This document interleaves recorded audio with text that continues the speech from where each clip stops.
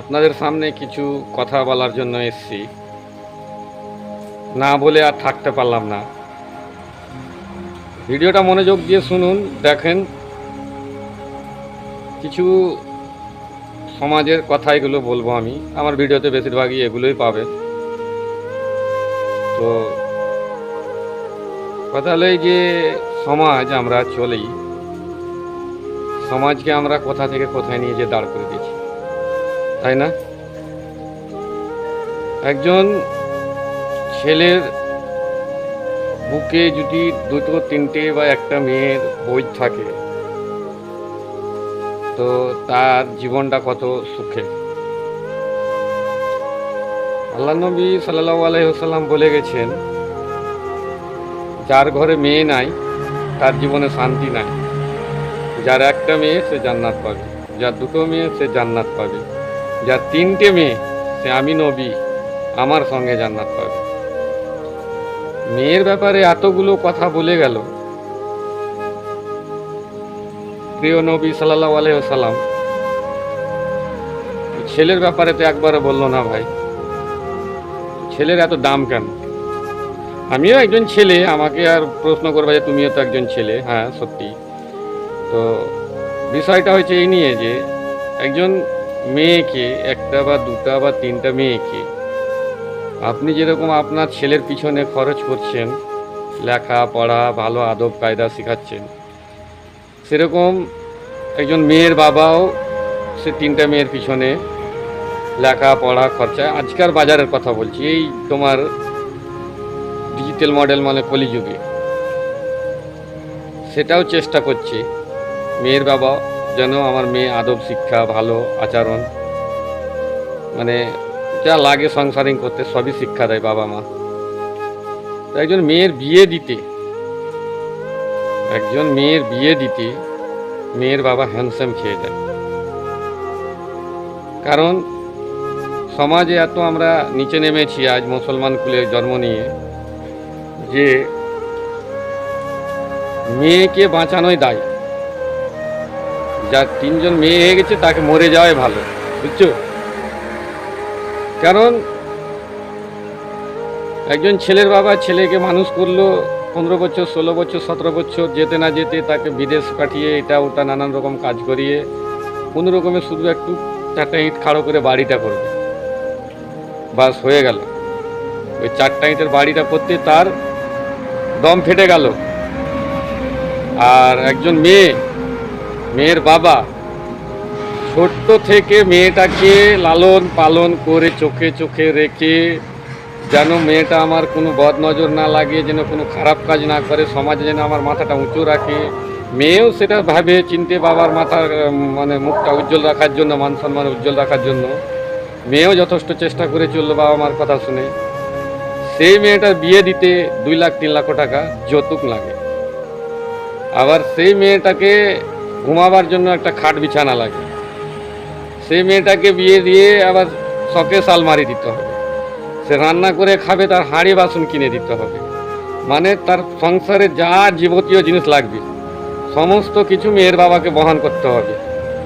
আর ছেলের বাবা শুধু ছেলে পয়দা করেই তার কাজ শেষ, ওই চারটা ইটের গড় দিয়ে বাস, ওর বুদ্ধি শেষ, ওখানে সেই শেষ করে দিল ওর জীবন।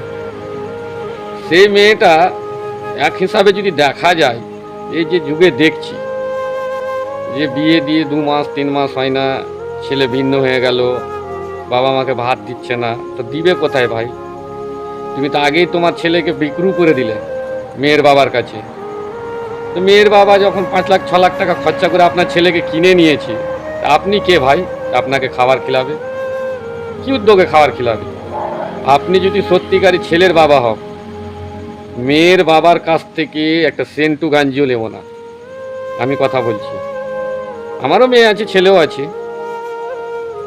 ওর যদি জুতেও কাটে তাহলে গেঞ্জিটা দেবে, শুধু তার মেয়েটাই নেব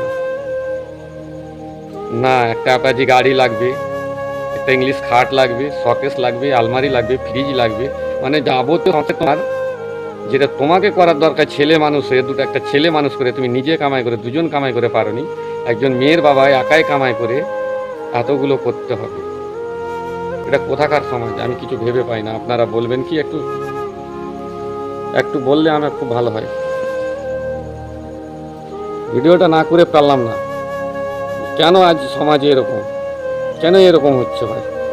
আমরা যদি একটু শুধরে যাই তা আমাদের পরবর্তীতে কি আর হবে এরকম?